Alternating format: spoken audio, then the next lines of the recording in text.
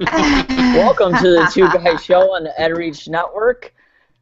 This is episode number 24 on February 24, 2014. I am Drew Minnock. I am one of your hosts. You can find me on Twitter at TechMinnock or on our blog, Two Guys and Some iPads.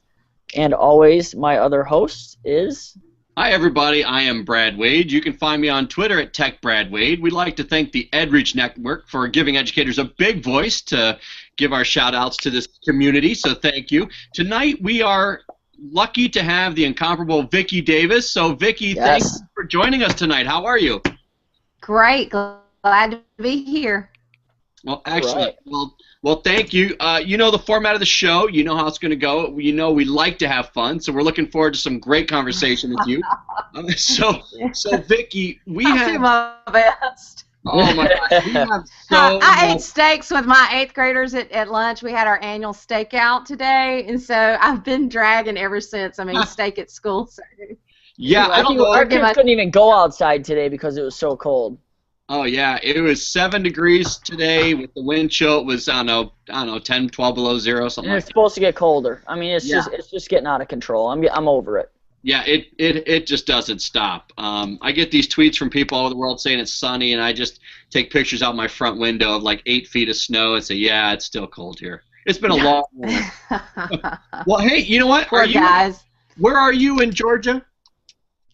I'm in South Georgia. I'm 3.5 hours south of Atlanta, so I'm actually closer to Florida than I am to Atlanta. Yeah, people will fly into Atlanta all the time and say, hey, I want to come visit your school, and I'm like, no, you don't. We're in the middle of nowhere. Right. Well, yeah, very long way. Well, yeah. So with you being south of Atlanta, you know, when Atlanta got destroyed, you know, with that ice and snow, I don't know, 3 weeks ago, did it get down to you? We actually did have an ice day. Now my son is at Georgia Tech, and they call it snowpocalypse. Oh my gosh!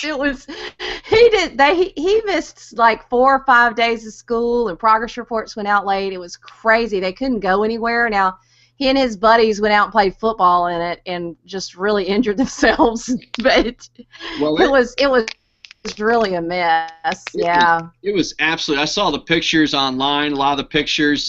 It was crazy. I mean, it wasn't like a foot of snow. It was only like 2-3 inches, but it was the ice, and it was just, you know, they're not equipped. Not used to it, yeah. No, not at all. So, all right. So Vicki, why don't you? And it was ice underneath. Yeah. Go ahead. That makes it all very nasty. So Vicki, we know you, but why don't you take just a couple minutes, kind of give an overview of yourself, so our audience kind of knows who you are, so they'll be up to speed as we go through this interview.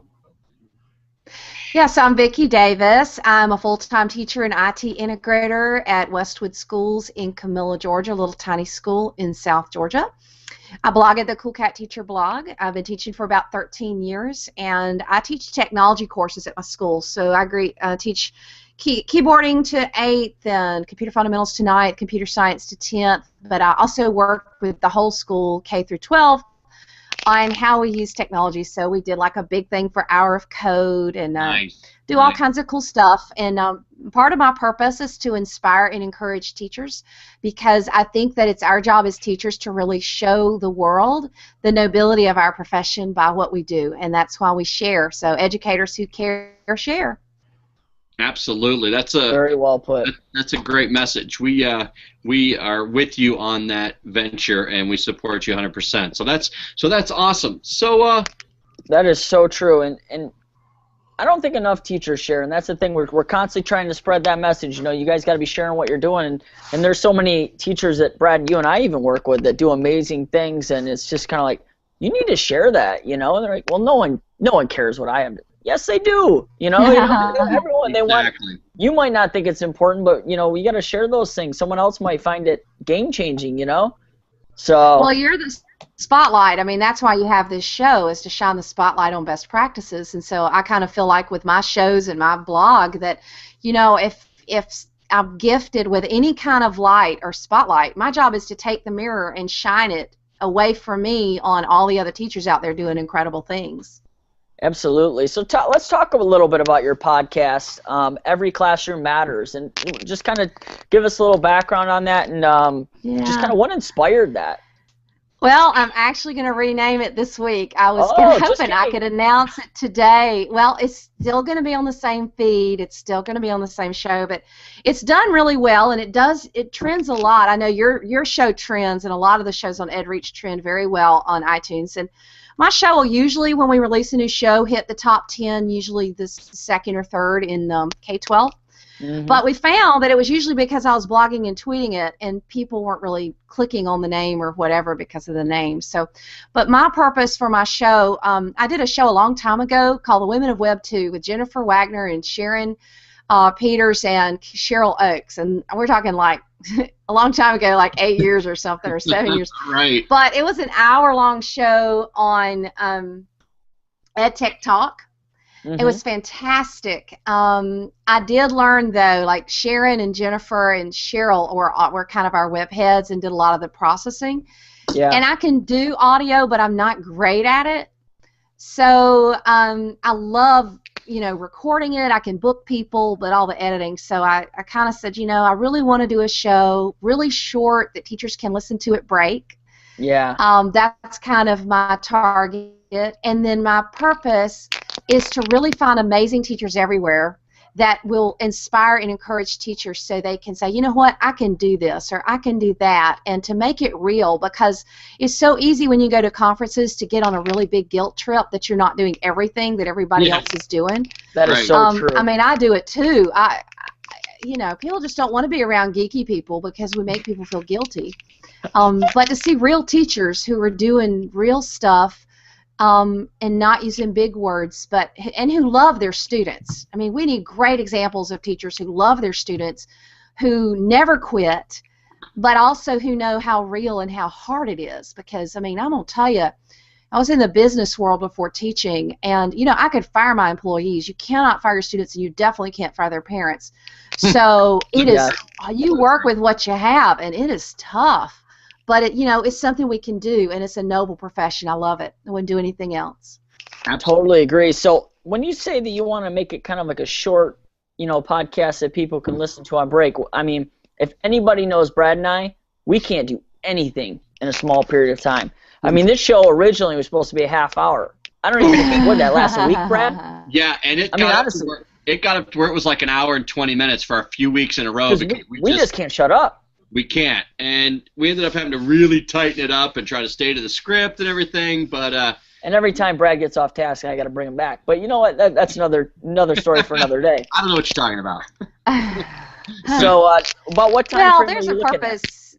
I'll say there's purpose for all different types of shows.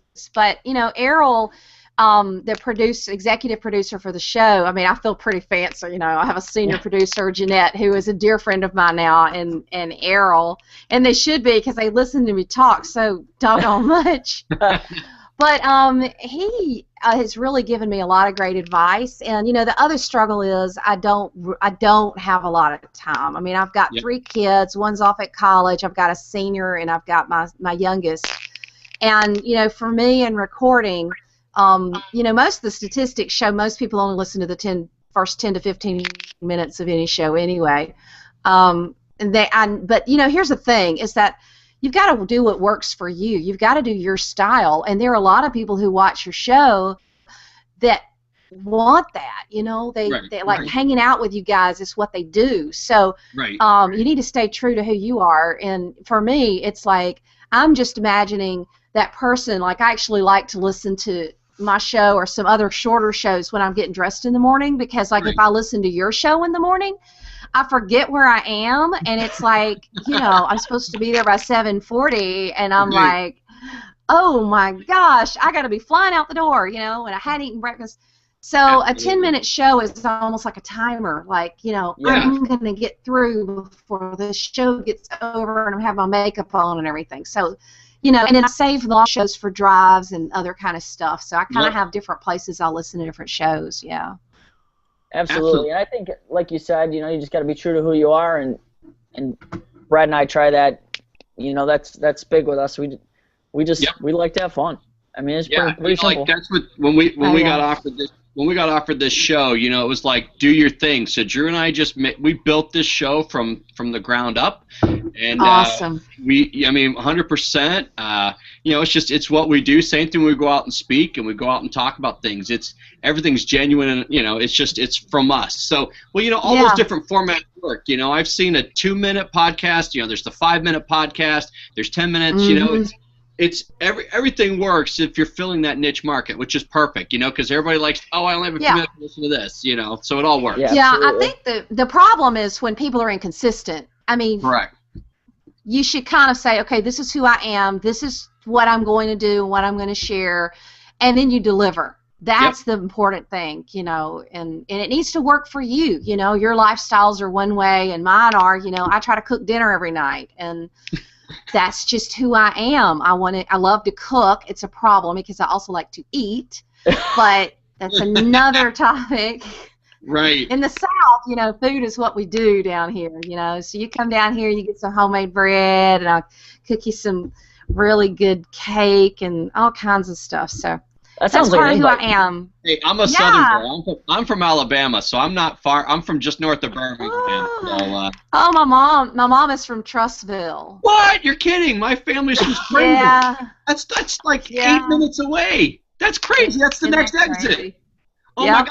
I ate at the Waffle House in Trussville. Well, they just built one in Springville, but wow. Well, Trussville Hewitt High School. Yeah, Trussville Hewitt High School was built on my mom's family farm. Wow. They bought her farm to build that school. Yeah, isn't that crazy? That is I was up there in. Wow. Yeah. So Drew, cool. just so you know, Drew, Springville and Trussville is like Bloomfield and Birmingham. I mean, they're literally right next door to each other. So that's cool. Yeah, that's very cool. All right, so Vicki, I'm going to jump because I want to get to some of this other stuff. This, you know, I mean, as we talked earlier and got into a bunch of stuff you're doing, Drew and I told so much awesome stuff going on. So Vicki, I want to hear about, you know, the gamified project. We'll share out the link in the show stuff, but like, can you talk about what's at the heart of this project? I looked at it. It's just the concept looks really cool. Can you share that? It's crazy. Well, gamified is something that I'm doing with Verena Roberts and Dr. Lee Graham and Colin Osterhout, and it's actually a collaboration between my ninth graders and some higher ed teachers. It's a tandem learning experience. So my students have done collaborations with other students their age, and it's kind of like, I don't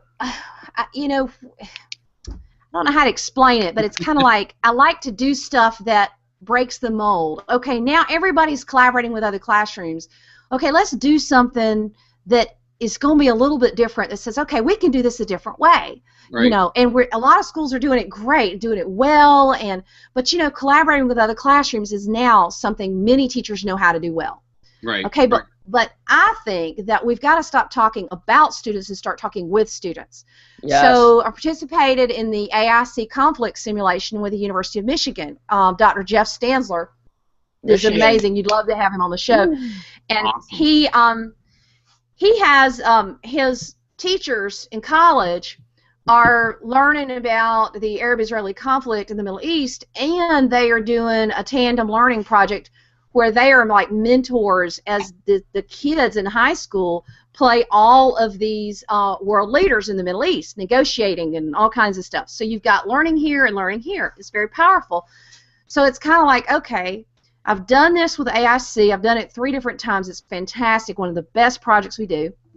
Well, let's do it with like flat classroom, but let's do it in a different way. So Verena and Lee got up with me and they said, hey, Vicki, we're getting ready to study and do some stuff with serious games. Are you interested? I'm like, oh, yeah.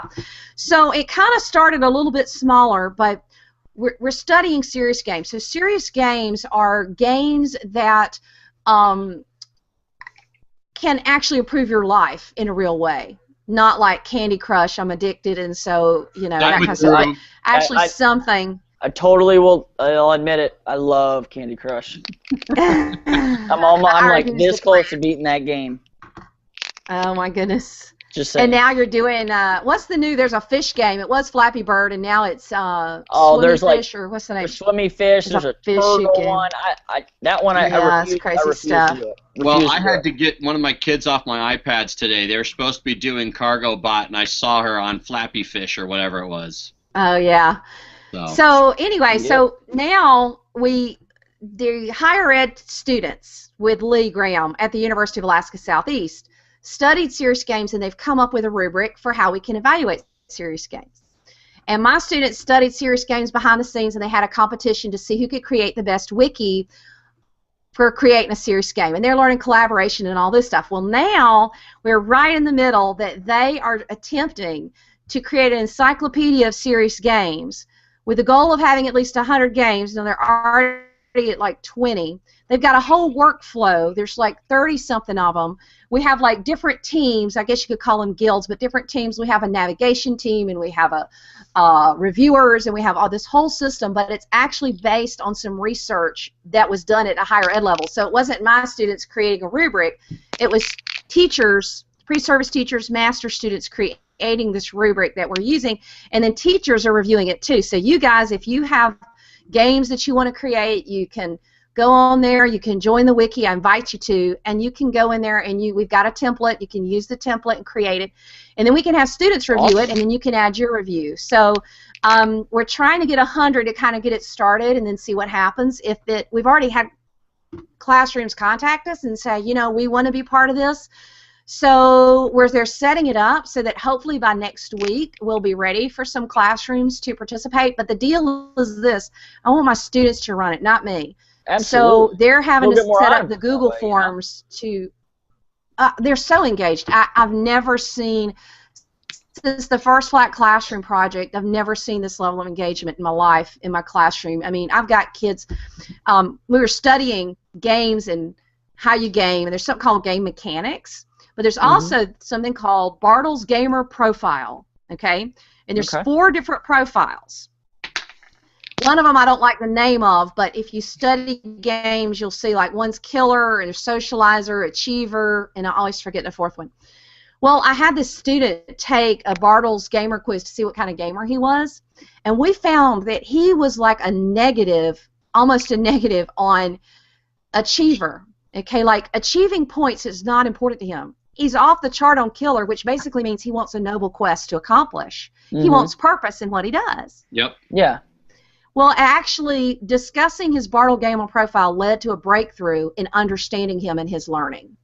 It was fantastic. I was just going to say, so that's got to be exciting. like just so important on how that kid learns, period. Just in that little, it's not even like an assessment, really. It's like a... You know, that's amazing, because as you're talking that's so cool. You know, you're talking about identifying what's important. You know, it's funny, we were at Podstock last year, and John Martin and Curtis Chandler, big badge and gamification guys, and they were kind of talking a little bit about what you were just talking about. Through discovery of something about that student, gave you some great insight into what makes that student click, which gives you basically like the Midas touch to use that to help him or her learn and what makes sense to them. Use that intrinsic reward and say, all right, well, we're going to build on that. Because, you know, like you just said, achievement points doesn't matter. It's got to have purpose. Well, you know, if you didn't know that, you might have a hard time reaching this kid because you might be using the wrong tool, per se. Right. Yeah, and with gamification, it engages the kids so much anyway. It does if it's done right. You know, I think the thing I hate about this badge movement, and I hate to say it in an ugly way, but like a lot of online conferences have done this badge thing, and it's like, okay, I'm gonna listen to your show and get a badge. Okay, now it's good that they're listening to your show, but A, how do you know they're not just streaming the show and outside walking the dog? No, right. And B, what did they do with it? Like, I care about, did they reflect? Did they share? You know, as educators, we need to cultivate sharing. I could care less if you sit here and listen to a show. What did you do with it? And so that's the problem I have with badges the way they are, is you got to do something, and it's got to mean something, and it should be part of, it should exemplify that you have, demonstrate that you've learned. Absolutely. I don't disagree with that 1 ounce. Well, that's something Drew and I talk about. We call it like a call to action or something. You know, like you got to be moved to do something. You know, just hearing and listening is fine. But it's really lacking until you do something with it. That application, that call to action, that move to action, whatever it is. And that's kind of where Drew and I always try. Like whenever we're somewhere or on the show or talking to somebody or something, we want to make sure there's a next. You know, almost like a +1 or something. What are you going to do now? You know, like you go to a conference or whatever and you get out of a session, you know, and like, all right, I want to take this back or I want to do this. You know, we want to have that kind of purpose, message, and delivery where people want to go back and then apply it, share, whatever it might be. Absolutely. Absolutely. Yeah, and I'm giving you a link that you'll probably want to put in your show notes, link into something called game mechanics. And it really has me thinking differently about games in the classroom, because when gamers design games, they use these gamer mechanics, and it's like, and when you interview teachers, like we interviewed this teacher the other day for our open online course, like part of Gamified is that Verena and Lee and I found out, and Colin found out that like there's not a lot of good material on how people are actually gamifying, because all these teachers are out there doing it and not talking about it. So like we interviewed a 6th grade teacher who is gamifying gamified his whole classroom, and he has it in guilds, and they do achievement points, and like everybody is doing extra reports and extra stuff all the time. It's on the OOC. I'll have to dig his name out because I actually blogged about him today, and I've got to get his name, but I mean, he's gamified everything, but it's in a way that is not this condescending point-based, and it's actually not really closely tied to grades. It's very, very different. You'll have to listen to it. It's really one of the best. That's very interesting. Michael Matera. Do you know him? I don't. Yeah. But I want to. He's really, I know it. He's like, Mr. Matera on Twitter, he's just like, oh my gosh, he just blind. But you know, that's what you get when you listen to stuff. Yeah, that Twitter handle sounds really familiar. I know, I'm looking up right now. That's awesome. I love hearing stuff like that. I do. I absolutely love hearing stuff like that. That's awesome. That's inspiring stuff for sure. So let's get into talking about the book that you helped co-write, Flattening Classroom and Engaging Minds, Move to Global Collaboration One Step at a Time.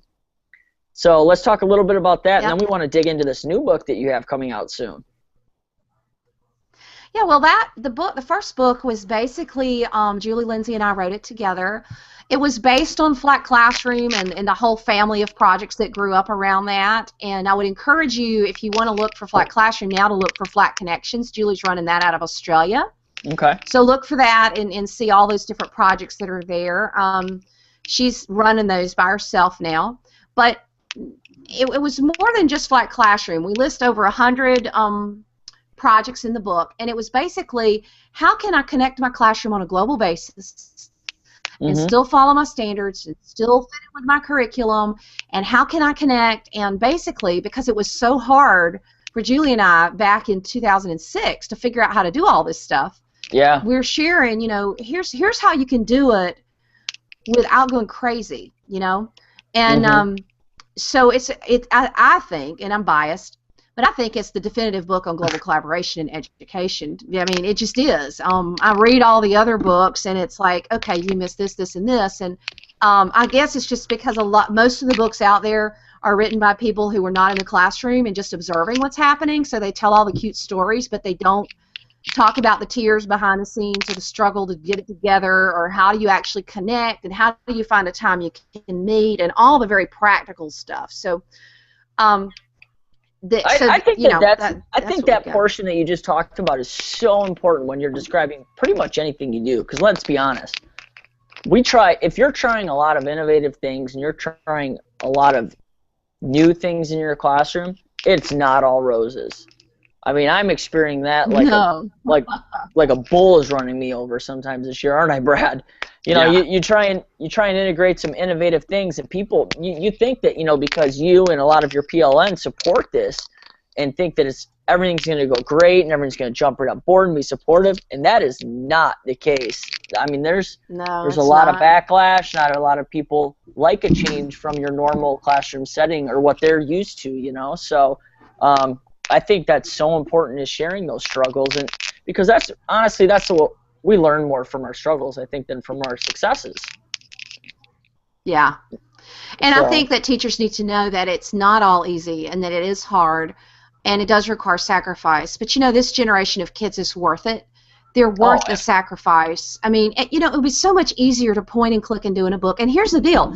If you do anything worth doing, you will get criticism. I mean, I'm not kidding. 3 weeks ago, I had somebody complain. Somebody said I needed to do more worksheets because how could I know what the kids were learning if they didn't do worksheets? I'm not kidding. And a lot of that stuff comes from other teachers who don't get what I'm doing. And I've had people say they're having too much fun in your class to be learning anything. Oh, well, kids will run to my class. They're so excited. I'm all into Dave Burgess and Teach Like a Pirate. I mean, I want that hook to happen right when they come. They run to my class. They're so excited. Some people don't like it, and that's okay, because if you're doing anything worth doing, it's okay. I had somebody else complain that I need to be teaching 10 weeks of Microsoft Word. Well, we do Word, but we do Google Drive, and I have them find other word processors to use. I have them do Venn diagrams comparing all of them. I mean, but 10 weeks of Word, are you kidding? Yeah, you know, no.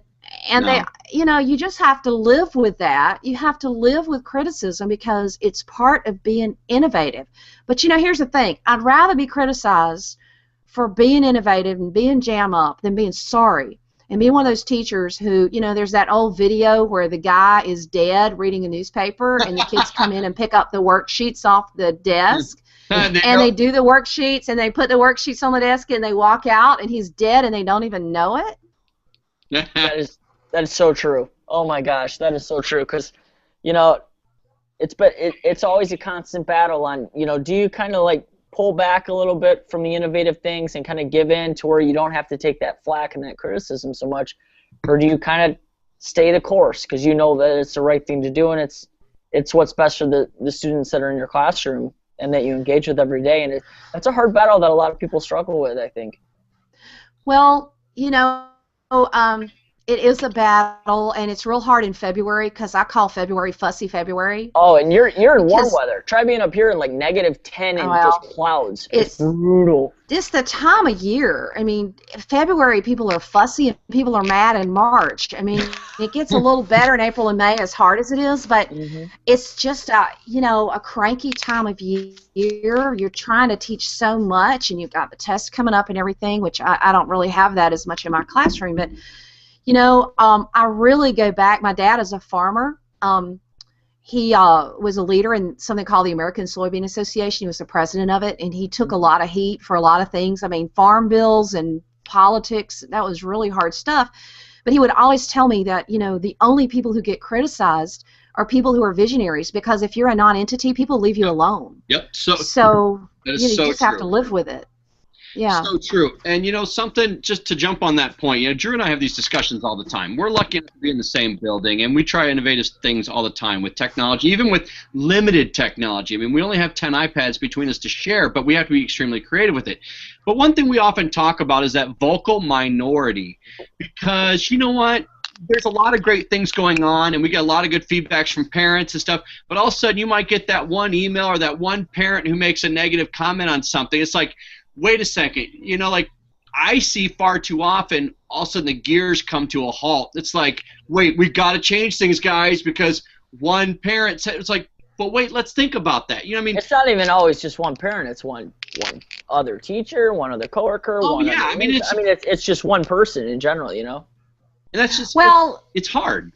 Yeah, and you know, my background being in business, I remember when I used to have a cell phone market, and I managed a whole market. I had 34 employees, and we had to sell phones. And when I got there, they were selling 90 phones a month, and we took it to about 650 within 3 months. And the thing is that the competitor, when you start taking away from them, they start going after you. And I always would say, stick to the strategy. Stick to the strategy. Have a vision. Stick to the strategy. It works. And when you have stuff that works from teachers, this is why you have to build your PLN. This is why people need to be watching your show, and they need to be filling up their Twitter feed with reinforcement, because we know the direction education needs to go. It needs to go there, but when you turn a ship, it's hard. It's hard to do that. And I mean, I struggle with it every day. I mean, I was listening to Michael Hyatt's podcast this morning on how to deal with criticism, because when people say, I mean, even if this is ridiculous, you need to use more worksheets. Okay, That is the stupidest thing I've ever heard, you know? I've got the same my thing this year, sister, Vicki. It's not yeah, just down in Georgia, let me tell you. well, my sister says she's a gifted certified teacher, and she actually now runs a gator farm. Her and her husband are really big gator farmers. And That's she said, awesome. this is what she That told is me that awesome. you'll like. Yeah, she said, Vicki, you have to realize this. From some people, criticism is a compliment. That's true. And That's so true. I looked at where the criticism criticizing came you from, to- and I said, you know what? Go ahead. No, I was just going to say that the people who are dishing out the criticism don't know how to teach. So why am I going to take it from them? If they can hold a classroom and if they can teach binary numbers as fast as I can teach binary numbers, maybe I'll listen to them. But you know what? I can kick their hiney when it comes to teaching binary numbers or microprocessors.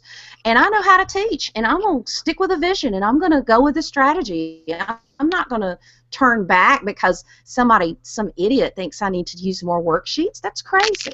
I think the main thing is that a lot of times people criticize what they don't understand, you know, and I think that's one of the things. I think it's just human nature that, you know, well, I don't understand it, so therefore it's stupid, or I don't, you know, I'm going to go against it, you know, and I think that's part of the problem, and I think that's something that, you know, a lot of us are realizing in education, especially nowadays, you know. So Brad and Michael Medvinsky and I are going to get together this weekend and chat, and, you know, we're going to start running some parent workshops to educate them on different things on BYOD, digital citizenship, and a digital footprint for their children, you know, just ed tech in general, and just social media, and just the more educated we can make our community and make the parents, you know, the better off we are, you know, and I think it is our job to an extent to educate them. Absolutely. Because, you know, it's hard getting these innovative things going when they don't understand it themselves, you know, and if they don't understand it,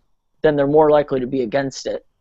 So I think it is part of our job to educate the parents and everything like that, and as well. That's my opinion.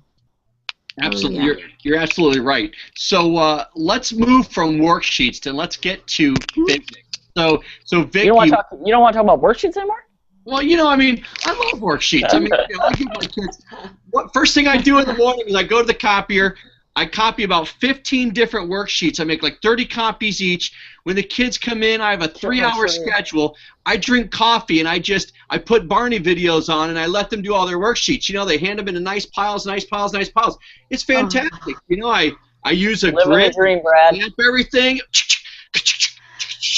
I only use like 6 words in my class. Wrong, right, excellent, next. Oh, really, you know, so if anybody's been around my classroom, you know that is like the farthest thing from the truth. I swear to God, and this, I can't believe I'm going to say this on a live podcast, but I swear to God, sometimes I will do a worksheet just so I can put it home in kids' mail every now and then, because I don't send much stuff home. Because Oh my God. I swear to God, I've had to do that a couple times. I'm like, God, I haven't sent much stuff home because everything we do is all original, it's authentic, and it's, you know, it's like project based, it's real world based, it's real discussions, and it makes sense. It's not just doing a worksheet for a worksheet. God, it's crazy. So, but anyways, so yeah, you know, as much as I love worksheets, we could get Adam Bello in here. I mean, you know how he feels about worksheets, Drew. Oh, yeah. We have talked to him many times. I mean, you can follow his Instagram, and he's got pictures and pictures and pictures of his kindergartners' worksheets. But anyways, I digress. I do want to talk about and Vicki, we've talked about this. You know, this was one of the things we talked about pre-show. Is I want to talk about the physics of the future that you're doing with Aaron and Rachel. Can you kind of catch us up to speed with that real quick? Yeah. Physics of the Future is Oh my God. studying the book Physics of the Future. Can y'all hear me? I think Yeah. there was a little Yes, lag oh there. yeah, we can. Yeah. But it's physicsofthefuture.wikispaces.com, and my 10th graders are actually doing it with their gifted 8th graders, and we're studying the book. I never can say his name. It's like Michio Kaku, I think is his name. Oh, no. That's how you pronounce it. He is awesome. He is one of the coolest people in the world. How do Yeah. you say his name, Brad? I think she's got it about right. Michio Kaku. I mean, that guy is awesome. He is awesome. Yeah. Well, they're studying the book, and it's kind of blowing their minds, and their job is to create their vision of the future based upon his book and their research. And they're actually, we're in the research phase, and then we're moving into the collaborative video phase, and they're going to edit video together in WeVideo to create their vision of the future based upon their research. So awesome. That's March. That's a cool, and really wanted to do some collaborative video. Flat Classroom was awesome, but we could never do collaborative because the technology wasn't there yet. So this will be kind of our first collaborative video experiment. And you know, Gamified is going to be doing some co-creating in Minecraft. So we've got that coming up in April and May, and awesome. Lots of genius stuff. We're doing a lot of cool stuff this year. It's been a fun year, and it blows my mind. But like you said, it ends up being non-traditional. You know, I love Wikispace's Classroom because it's got that new feature in it that lets you see what kids are doing live, like when they open a page or when they're off the page. Right. And like Adam and the guys at Wikispaces are brilliant because when a kid clicks off the page and it's no longer active, the little line goes gray, so you can tell they're not on the wiki. So it's like gotcha. Fantastic. Well, it just helps for keeping an eye on things and make sure things are going. It's not that you're, the gotcha thing, which is not. I mean, sometimes they're really reading or they're really doing something else. I should have that I should have that on Brad to keep him on task at times.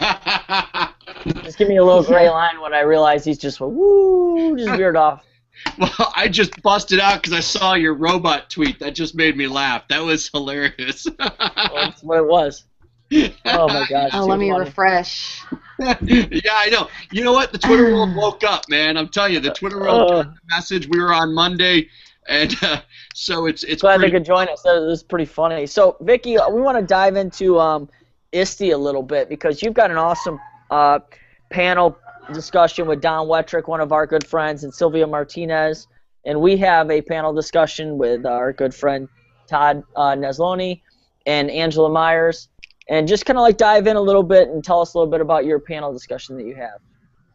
Yeah, so there are a bunch of us. There are about 7 of us on it. It'll be live streamed, and it's about 20% time in Genius Hour and the Maker Movement. All those are kind of working together, and how to really move it forward and not have chaos. Yeah. Because that's the hardest thing when you start doing a lot of Maker stuff and a lot of Genius Hour. And you will get criticism for that too, by the way. Absolutely. I mean, I actually got criticism because I had kids doing science experiments and videoing it and putting it up on YouTube in my class because I didn't have a science class. And they were wondering why they were doing science and computer. And I'm sitting here saying, why not? It's STEM, Why do cross-curricular things? I mean, that doesn't make sense. It's kind of, I know, it's just, it is what it is. Yeah, so I'm excited about that. And then I'm doing one with Teresa Allen and Adam Bello, not Adam Bello, what am I thinking? Adam Fry from Wikispaces about the newest stuff in Wiki. So we're really pushing the envelope with Gamified and Physics of the Future because I'm like trying to break Wikispaces, but it's holding up pretty well. Good job. And then I've got my new book coming out in late May, early June, so that'll be something I'll be doing some stuff with at ISTE. Awesome. Of course, you can't.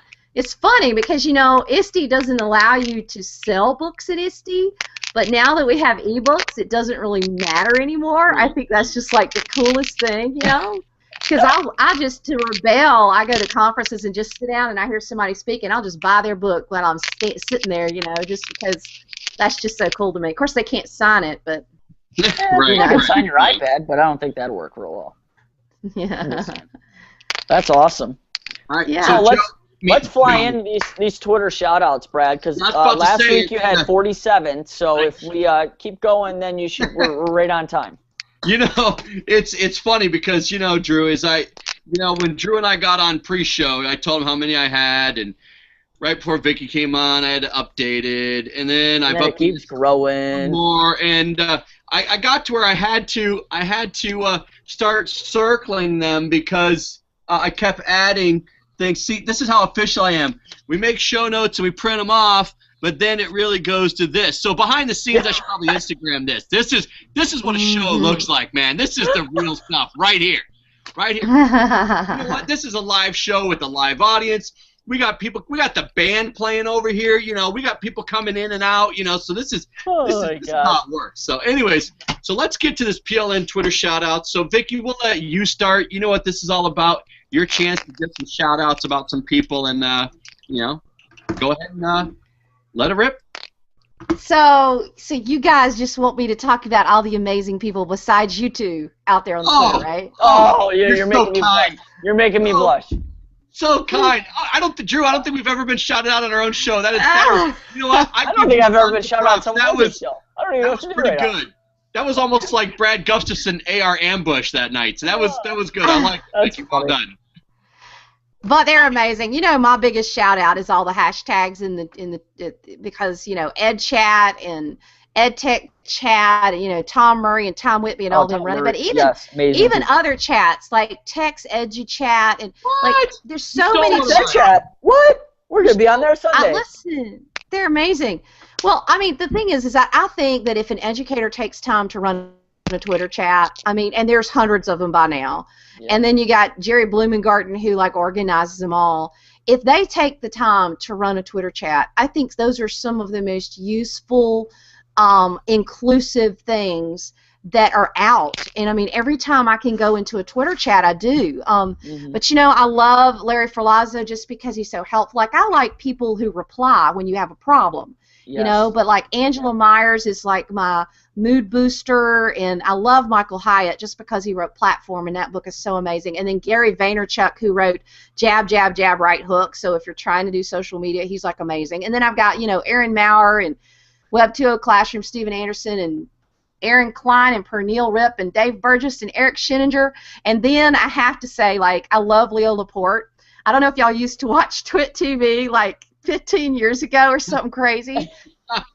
But he's like granddaddy technology, and I never got over, like, when we first could see technology shows, like Leo I would sit there and watch them for hours and hours and hours. That's a good call, Leo Laporte. Well done. I love Leo. He's like the man. He is. He's been doing a lot. He really is. Yep. True. So those are just a lot of, you know, but I like eclectic, you know, but here's the deal. If they're a teacher and they're online, like I actually use Social Bro to help find people to follow. And if they're a teacher, I'm probably going to follow them. I don't really like spammers and vendors, but I love teachers. They're the best. Totally agree. Totally agree. All right, well, I'll roll next. Come on. I'm going to start off with a good friend of ours who I'm really, really excited that we actually got to meet her down at FETC and cannot wait to hang out with her again at McCall. She was the first person that ever showed augmented reality to me in her session. That's Leslie Fisher. She's just a wealth of knowledge, just a blast of a person to hang out with. Oh my gosh. She's got a ton of energy and so funny. She's coming on the show the night before she gives her presentation at McCall. She'll be on the 11th. Yes, her AR presentation, by the way. Yep. Yes. Cool. And then second one, I think I've shouted her out before, but a big shout out to Margaret Powers. She's using Google Glass in an awesome way at her school. You know, she's got a blog. It's called 365 Days of Glass, and each day she puts up a new video of the way that she's using Google Class to document student learning and using it in education. And, you know, I just think it's awesome what she's doing. I really do. And she's almost kind of been like a support system. So when I have a question or a problem with Google Glass, you know, I go to her. So it's pretty awesome. And then last but not least is Don Wettrick. If you guys did not watch our show with him and heard about the story of what he started with this freshman who was overweight and just changing that kid's life forever. Unbelievable. You need to start checking it out because it's been on NBC News. People Magazine has just picked up the article. I mean, it's going viral, and it should, because what Don has done, not only for that kid, but every other kid that he's had in his class, it's just what education, it's just what being an amazing person is all about. So huge shout out to Don Wettrick, because I'll tell you what, just knowing that guy, I feel smarter and inspired, and everything that he does, it blows my mind. It really does. Yeah, great call on your shout outs, and Don Wettrick, great guy. I mean, I know Vicki knows him and stuff like that. Yeah, It's just, amazing guy. yeah, great Yes. stuff. All right, so as my shout out grew a little bit, it's like what was that? It's like a beard in the winter, so it just keeps growing a little bit. So I know it's not No Shave November, but it's like my PLN February. So here we go. All right, so go ahead and sip some coffee, sit by the fireplace. It'll only take just a few minutes. No, Hours. I actually it's a little mixed up. It's interesting. I got some eclectic stuff here. I'm gonna do 3 hashtags only because we've been really involved. We did the MoEd chat with Ted Huff and Laura Gilchrist and all That was a them out. blast. We did that last week. It was awesome. And then this Sunday at I believe is it 8 Central or is it 8 Eastern? I don't remember. We're doing TextEd chat. I think Shout it's out 8 to Central. 8 Central. Whitney Kilgore over there. You can actually see us and our information on textedchat.com. Was posted today, I believe. So we'll be moderating that chat. But then also want to do hashtag #EdCampAwesome, which I believe was this weekend. And the Twitter traffic was absolutely insane. It was great. I know our good friend Todd Nazloni was there. By the way, they have a show right now. They're doing Edu All Stars as we speak. Shout out to our friends at Edu All Stars. Yes. And Drew, I have a particular person at Edu All Stars that I'm going to shout out. Which I told you better. So those of you who don't know, I have my son Keegan. He's 17. He's a senior in high school. He's got a lot of great stuff going for him. He was a guest on Edu All Stars a few weeks ago, maybe a month ago. Well, they asked him to be a permanent co-host, so he is joining Todd Nazloni and Chris Kessler, on the Edu All Stars show. He's bringing a student perspective, and it's really awesome. So you can find him on Twitter at Nageek14, which is Keegan backwards. So Nageek 14. If you shout him out right now, it'd be really interesting because he's actually hosting the Edu All Stars live as you could be curious. I've been getting updates from Todd how they're doing. They're having a great show with Kyle Pace as we speak. Then I have Chris. He's actually watching the show right now, friend of the show. You can find him at CEHYDE9, CEHYDE9. Man, he is a technology director specialist. He's been sharing Erasmus with his faculty in the buildings, and he's been giving us some shout outs, and he's been enjoying the resources. He's been really cool about sharing information and sharing Erasmus and augmented reality with his staff. So that's awesome. So big shout out to him. Last one is going to go to Seth Berg at Berg's Eye View. I had coffee with Seth about a week ago. Great guy. He's an assistant principal here in Michigan. He's got a great blog. He's on a great journey, and he's just an overall great guy. So please follow him, connect with him. Another great person who has another great story to share, and is just doing some really awesome stuff. So that's my 3 hashtags and 3 people. So first time I think I've done that. Well done. All right, now we're going to move into our favorite part of the show, right, Brad? Woo! And that is our What's on Your Playlist. We need 3 songs, Vicki, that are on your playlist or artists or whatever you want to do. Hit us with them. Oh gosh, I was thinking about this, and I'm like, it's probably not good to let people know all the music I listen to because I really, like every morning I fire up Pandora Broadway to get in the mood to write at 5 a.m. There you go. I am like a Les Mis nut. I love the song "Close Every Door to Me" on from Joseph and the Amazing Technicolor Dreamcoat. Like that's the song I listen to when I'm discouraged, which is at least once a week. Awesome. But and then like when I want to like trick myself into not thinking that I'm having to work because I work a whole lot, I listen to Jimmy Buffett, and because he's the man, I love Jimmy Buffett. Yeah, but I like Indigo Girls too. I love Christian music. There we go. Yeah. All-time best band, love Indigo Girls. I've never heard anybody reference them on the show. You're kidding. Closer to Fine, Rites of Are Passage. y'all crying? Oh my God, So that is funny. the best. Is he Awesome. crying? Drew knows As it soon as too. you said that, I was like, oh gosh, here we go. Indigo Girls. Hey, Yeah. I'd love to have them on the show sometime. That'd be Yeah, awesome. good luck with that. Yeah, I know. They're still awesome.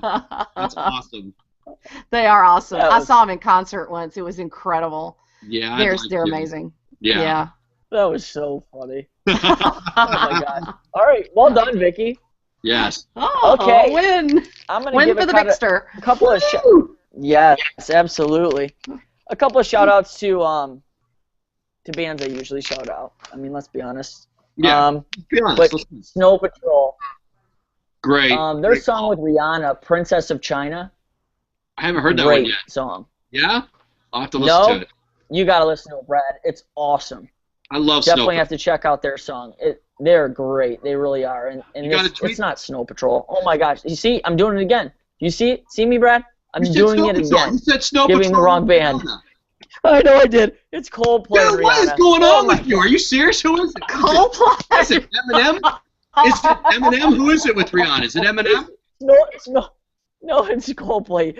Snow Coldplay. Patrol is my next Dude, song. I'm what shouting is out. going on? Oh my God! Look at Vicki. Our guest. Our guest had to leave because she's like going. Oh my God! I'm sorry. I can't believe it. Like just watch the Oh my play. gosh. He I mixed do this up. all the time.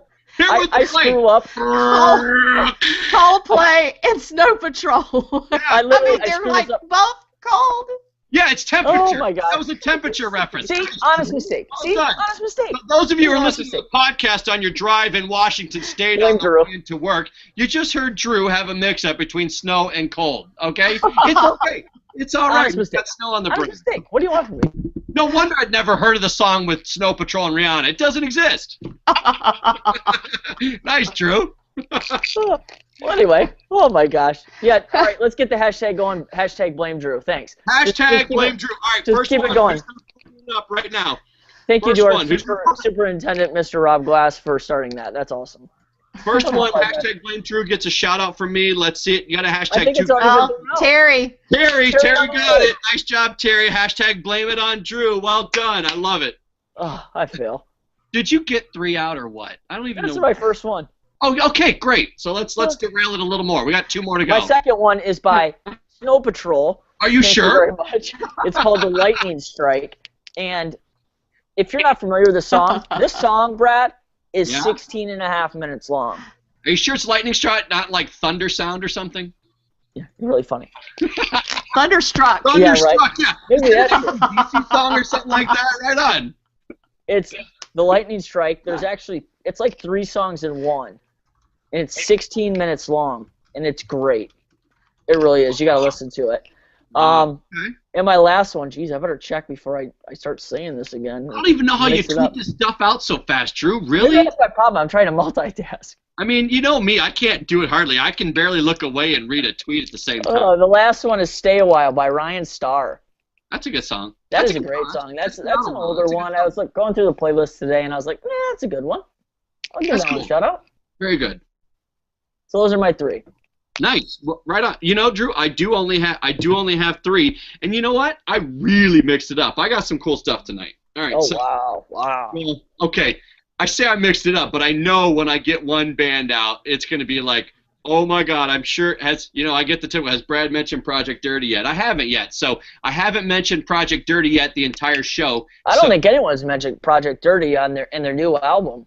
Blueprint. No, not yet. Project Dirty, Did I we just screw haven't that up, mentioned too? them or their new album yet. So we'll just wait and see what happens on the playlist. Yeah, definitely. Okay. So this first one, actually, I hope somebody can find this and tweet it. I know Craig's a master at that. Hopefully, I know he's on here too. So Craig, when I put this out, if you can link this YouTube, it'd be awesome. I have it up, but I haven't tweeted it. It's called Crazy Beautiful by Sydney Lee. So Sydney Lee, S-Y-D-N-E-Y, Lee, L-E-I-G-H. Crazy Beautiful, maybe Drew can do it. Drew, this is a fascinating story. I'm gonna give you the background of this after my other 2 songs because I want people to maybe see this real quick, and then I want to give you a little backstory.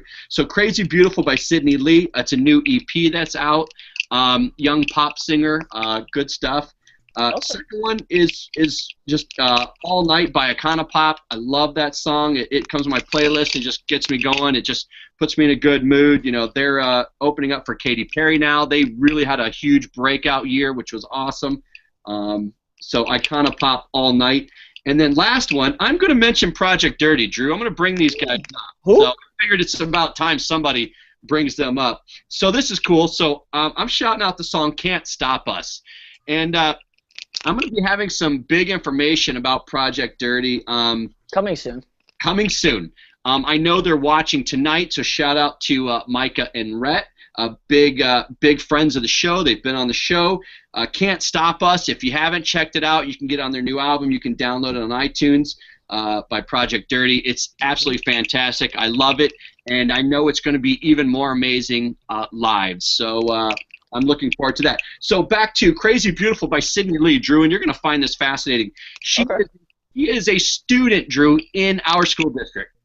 High school student in our school district. Sydney Lee, she's 15 years old. I believe she's a sophomore, and she is just busting on the scene. She is. They're not who performed at our school earlier this year, is it? It's not. I thought it might have been, but I mean, it could be. I don't know what the name was of the girl that did, but I don't think it's her. I think that girl's a little older, but so check her out. Crazy Beautiful by Sydney Lee. Giving her a shout out. You can find her on Twitter at Sydney Lee. So if somebody can tweet that out, that song, and also let her know that we mentioned her on the show, that would be good luck me for finding it. Someone doesn't tweet his own. Well, all right, Craig, I see your tweet. Did you find it, or did Drew find it? So let's see. All right, awesome.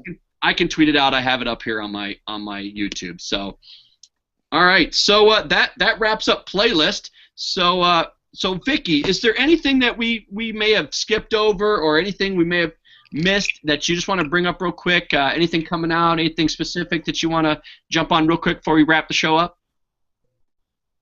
No, you're just amazing. I hope you keep doing what you're doing, and I'm just really honored to be included, guys. It was a lot of fun. You woke me back up. Woohoo! Yes. Thank you. That's there it awesome. Well, thank you. you. I never heard that, but that was Sydney Lee.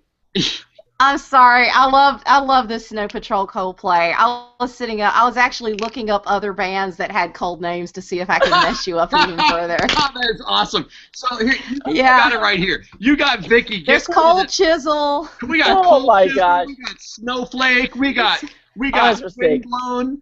Oh man, I love it. We got a guest. One of our guests, Vicki Davis, is hitting Drew right with the bus right now. It's awesome. Well, I'm really glad I got an explanation for the Blame Drew hashtag, because I kept seeing it, and I'm like, what is going on with this Blame Drew thing? Because I would always see it, and I appreciate you guys moving from Tuesday to Monday for me. I'm going to go speak at a Chamber of Commerce thing. I don't know how I ended up getting on the Chamber of Commerce circuit, but I have a speech I do called Tweet Success, which basically shows businesses that when you use social media with your advertising, your effectiveness doubles. Mm-hmm. And like businesses that don't get why they need to use social media like it. So anyway, it helps me pay for college. Yeah, hey, absolutely. Awesome. That's very. Whatever it takes. It's been a pleasure having you on. Yeah, last week we had Marty giving Drew a hard time about shaving. We got Vicki hitting Drew with the bus head on. It's hilarious. Giving him a hard time about his We've temper. got our own superintendent starting the hashtag Blame Drew. Hashtag. How? This is hard. That's not good when your superintendent does it. I know. I would be a little worried. On our show. That guy, Vicki, we are so lucky. That guy is absolutely incredible. We are very lucky. He's a great leader for us, and it's funny. I actually found something out. Drew and I won a blogger award, and I found out through him tweeting it out. I saw a tweet. He tagged us in a tweet. I'm like, Drew, did you? He goes, yeah, I saw it this morning. Like, I hadn't seen it. The first time I had seen it, our superintendent tweeted out, like, 2 guys from our own district. Check this out. I'm like, that is really cool. So we're lucky to have it. So that's awesome. Yeah. All right, so let's wrap up. Start the wrap up. Yeah, you guys can always, of course, you can find me on Twitter at TechManock or on our blog, 2guysandsomeIPads.com. You can head on over to Facebook and give us a like on our Facebook page at 2guysandsomeIPads. We're basically on every social media website there is. So if you look up TechManock or 2 Guys and Some iPads, you should find us on Scoop It, EduClipper, Pinterest, the works. So head on over, give us a like, give us a follow on there, and then definitely head on over to iTunes and subscribe to our podcast, The Two Guys Show from the EdReach Network. Yes, and Vicki, before we wrap up, can you give people your contact information and how they can find you, your blog, Twitter, etc.? Yeah. CoolCatTeacher.com. Cool Cat Teacher everywhere. Yes. My show is Every Classroom Matters, but if they just go to For now. CoolCatTeacher.com and click on the podcast up at the top, it'll take you there. You can look for Every Classroom Matters, and that's going to work for a while, but I should be announcing, it's either going to be this week or next week, the new name. So it's been a long time coming. I'm excited about the name, and you know how it is. Your podcast is your baby. Yes, it is. It's just one of those things. Just the way it is. So, yeah, Awesome. it is. All right. Brad, how thanks can for we having find me. you? Oh, who, me? Oh, Yeah, you. I'm kind of invisible. I'm the shy one who sits in the corner. So Yes, you are. Yeah, right. yes. So you can find me. I am Brad Wade. You can find me at Tech Brad Wade on Twitter. You can also, as Drew said, you can follow us on Facebook, at our blog as well, twoguystomypads.com. We also have Instagram, which is really just me, where I do video selfies and pictures of snow forts outside. I literally had a snowball fight with one of the kids in my classroom the other day. He literally lives across the street from me, so my daughter and I built a fort, and he was over there, and I threw a snowball. He turned. I got him right in the face. I felt bad, but you know it. But you didn't. But I did. You know what? He deserved it. You know, I'm just kidding. No, actually, I didn't hit him in the face. But we did have a snowball fight. But none of us were very good at it. But it was a lot of fun. I asked him today, and he said, "Yeah, actually, I did enjoy that." I'm like, "Yeah, that was pretty cool." So, so that's on Instagram as well. But I'd like to thank the EdReach Network. Thank you to everybody watching tonight. Craig, Terry, Laura, everybody. Chris, Brian, Andy jumped on. Michael, of course, was on there. Let's see. Drew, this guy named Drew was on there. Oh, that's you. Sorry, you tweet later. But no, Vicki, thank you for joining us, and thank the EdReach Network for having the Two Guys Show. Stay tuned. We will be on air next Tuesday. And Drew, who is with us next Tuesday? Next Tuesday, we have kind of a panel of people, do we not? We do, and I'm really excited about this. We got some. It's authors to celebrate Reading Month in March. We have some amazing authors from all over the United States, and it's going to be a fun panel discussion. I'll have to you'll have to come and join us. It's going to be unlike anything you've ever seen. It's going to be a mix between a panel and almost like a game show. So stay tuned. We like to have fun. We're going to mix it up. We're going to mix it up. It's going to be great. So all right. So Drew, thank you as always for co-hosting. Vicki, thank you for joining us tonight. We hope you get some more nice weather down there, and it's great seeing you. And keep up all the awesome work. So thank you. It's great. All right. Well, thank you, everybody, for joining us tonight on the Two Guys Show. Have a great night, and join us next Tuesday night. Absolutely. Stay connected, everybody.